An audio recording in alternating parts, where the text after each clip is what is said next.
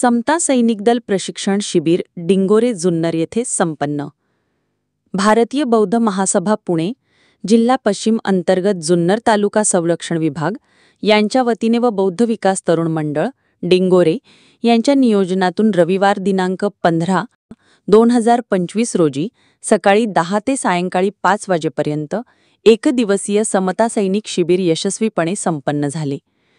Major advocate Anil Kamble, केंद्रीय शिक्षक समता Sainik Dal BSI Pune division Pune, major Subhash Kamble, केंद्रीय शिक्षक समता सैनिक दल पुणे बटालियन यांनी शिबिरार्थींना ग्राउंड व लेखी स्वरूपात उत्तम प्रशिक्षण दिले।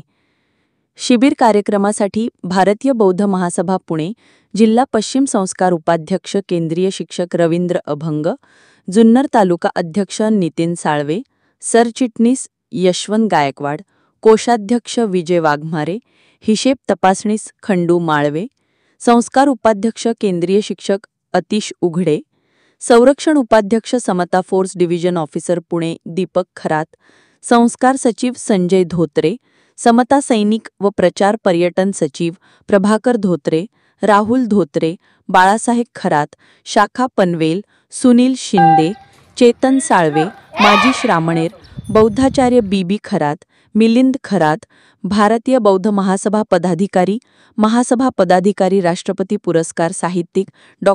ख.र. माळवे, गौरव कदम, रवींद्र धोत्रे, कैलास साळवे, विजय हिंगे यांनी शिबिरात भाग घेतला। समता सैनिक प्रशिक्षण शिबिरात तालुक्यातील 10 महिला व 15 पुरुष एकूण 25 शिबिरार्थींनी सहभाग घेतला।